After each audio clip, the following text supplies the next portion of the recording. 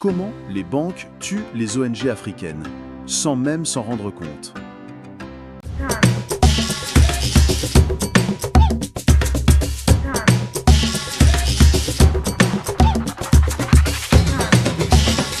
Building a different Africa, together, camera-wise, the wisdom of the continent.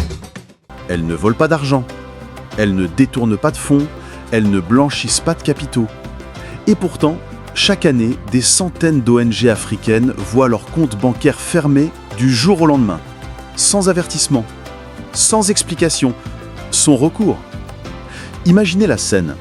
Une banque internationale affiche fièrement son engagement pour le développement durable, le financement climatique et les objectifs de développement durable des Nations Unies.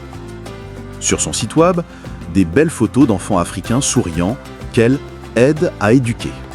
Mais dans les coulisses, cette même banque ferme systématiquement les comptes des ONG qui travaillent réellement sur le terrain. C'est ce qu'on appelle le de-risking, littéralement se débarrasser du risque. Et c'est en train d'étouffer les organisations de la société civile africaine, celles-là même qui luttent contre la corruption et les flux financiers illicites. Comme l'explique l'étude sur l'autonomie financière des ONG africaines que vous trouverez sur le site développerautrement.net, cela peut limiter davantage les options de financement pour les organisations de la société civile et affecter leur autonomie financière et programmatique. Voici comment ça se passe, étape par étape. Étape 1.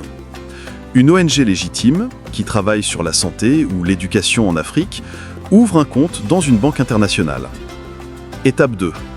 La banque reçoit une alerte automatique, souvent un simple transfert vers un pays à risque selon leur liste interne, peut-être un paiement à un fournisseur local ou une subvention à une petite association partenaire. Étape 3. Plutôt que d'enquêter, la banque décide que ce compte représente un risque, même si l'activité est parfaitement légale. Résultat, le compte est fermé immédiatement, sans préavis. C'est ce que les banques appellent du compliance. Pour les ONG, c'est la fin de leur capacité à opérer. Sans compte bancaire, impossible de payer les salaires, d'acheter du matériel, de transférer des fonds d'urgence. Les banques prétendent agir pour se conformer aux réglementations anti-blanchiment, mais la réalité est plus complexe. Premièrement, le coût de vérifier chaque transaction pour les petites ONG n'est pas rentable pour les banques. Dans de nombreux pays africains, les profits bancaires sont faibles comparés au coût de conformité. Deuxièmement, les banques préfèrent fermer 100 comptes légitimes plutôt que de risquer un seul compte lié au blanchiment. Le risque réputationnel est trop grand. Troisièmement, le personnel bancaire manque souvent de formation spécifique sur le secteur associatif. Pour eux, transfert vers un pays africain égale risque élevé. Ces obstacles ne sont pas des simples statistiques. Ils touchent des personnes réelles. L'histoire de Fatou en est une illustration frappante. Il y a 2 ans, elle dirigeait une ONG qui fournissait des soins de santé à 50 000 personnes dans le sud du Sénégal. Son organisation était financée par des donateurs internationaux et des fonds locaux. Tout était légal, transparent, documenté. Un matin, elle reçoit cet email. Votre compte a été fermé en raison de risques de conformité. Aucune explication supplémentaire ne sera fournie. Résultat, 3 mois sans pouvoir payer son personnel. 10 dispensaires fermés. Des milliers de personnes sans accès aux soins. Et la pire partie, les banques qui ont fermé son compte reversent chaque année des millions à des fondations qui financent des programmes de santé en Afrique. Et voici la partie la plus scandaleuse. Ce phénomène profite directement à ceux qui détournent l'argent via les flux financiers illicites. Les vrais criminels, ceux qui utilisent des réseaux complexes de sociétés écrans, ont les moyens de contourner les contrôles bancaires. Ils paient des avocats, utilisent des banques privées, exploitent les failles du système. Les organisations de la société civile légitimes, en revanche, elles n'ont pas ces ressources. Donc elles sont les premières à être éliminées par le de-risking. C'est un cercle vicieux. Plus les banques ferment les comptes des organisations de la société civile, plus il y a peu de contrôle sur les activités illégales, et plus les flux financiers illicites peuvent circuler librement. Et si vous avez déjà fait un don à une ONG travaillant en Afrique, écoutez bien. Votre don passe par le système bancaire international. Si l'ONG n'a pas de compte bancaire stable, votre argent ne parvient pas à destination. Pire, Certaines banques retiennent des commissions exorbitantes pour les transferts vers l'Afrique, parfois jusqu'à 20% du montant. C'est de l'argent qui ne servira jamais à sauver des vies. Le problème est grave, mais des solutions émergent. Première solution, les coopératives financières africaines. Au Kenya, une coopérative spécialement créée pour les organisations de la société civile a permis à 200 organisations de maintenir leurs activités grâce à des comptes bancaires adaptés. Solution 2.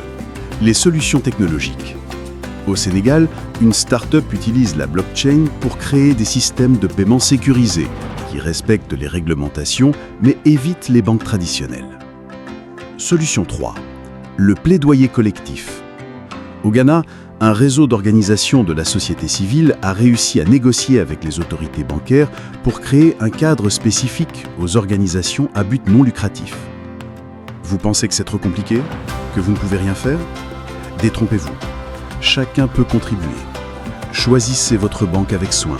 Privilégiez les institutions qui ont des politiques claires pour les organisations de la société civile. Évitez celles qui ferment des comptes sans explication. Signez et partagez les pétitions. Des campagnes comme Banking on Civil Society demandent aux banques de revoir leurs politiques discriminatoires. Utilisez des canaux de dons alternatifs. Des plateformes comme Give Directly ou des fondations locales permettent à votre argent d'atteindre directement les bénéficiaires. Le président sénégalais Bassirou Diomaye Faye l'a dit clairement. Nous devons changer les règles du jeu. Je pense à l'évasion fiscale, aux congés fiscaux abusifs et autres flux financiers illicites qui privent nos pays de ressources vitales pour financer le développement. Mais il faut aussi changer les règles bancaires, parce que chaque ONG africaine qui ferme, c'est une voix qui se tait dans la lutte contre la corruption. C'est un service essentiel qui disparaît. C'est un espoir qui s'éteint. Vous voulez aller plus loin ? Vous voulez comprendre en détail comment les flux financiers illicites affectent les organisations de la société civile africaine ? Vous cherchez des listes de banques éthiques ou des alternatives aux dons traditionnels ? Consultez l'étude complète sur le site développerautrement.net qui analyse précisément l'impact des flux financiers illicites sur l'autonomie financière des organisations de la société civile africaine. Cliquez sur le lien dans la description pour accéder à l'étude complète. Découvrez comment vous pouvez contribuer à stopper cette hémorragie financière. Et surtout, partagez cette vidéo. Plus nous serons nombreux à connaître la vérité, plus nous aurons de chances de faire changer les choses.